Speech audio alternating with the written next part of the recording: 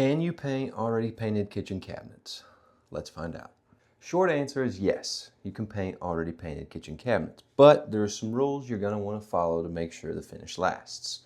First, we've got some solvents here. We're going to test and figure out what kind of paint is on these cabinets to figure out what kind of paint we can go over with. If you're testing this on white or light colored painted cabinets, get you a dark rag. If you're testing it on dark painted cabinets like these, get you a white or light colored rag so you can see the paint transferring to the rag. First thing we're going to do to figure out what kind of paint is on these cabinets, we're going to take some denatured alcohol. You can also use isopropyl alcohol. This is going to work for your latex paint. So we want to find out, is there latex paint on here? Because we might want to sand that all the way off, completely remove it for a long lasting finish. So we're going to take a little bit of denatured alcohol here, lightly rub it onto the surface, and we can see instantly that's transferring off. So that is some nice cheap latex paint on these cabinets, probably why they're chipping. But now you're gonna ask, well, what if it's not latex paint? What if it's oil-based? What if it's one of those hybrid urethane paints, like I call 1K paints, the Benjamin Moore Band, Sherwin-Williams Gallery, stuff like that? If it's one of those, then you're gonna wanna take some acetone. Now, if nothing happens, this is where things get interesting. If nothing happens with the acetone, you've got a factory conversion varnish or 2K coating on your cabinets. Now that changes the process going forward.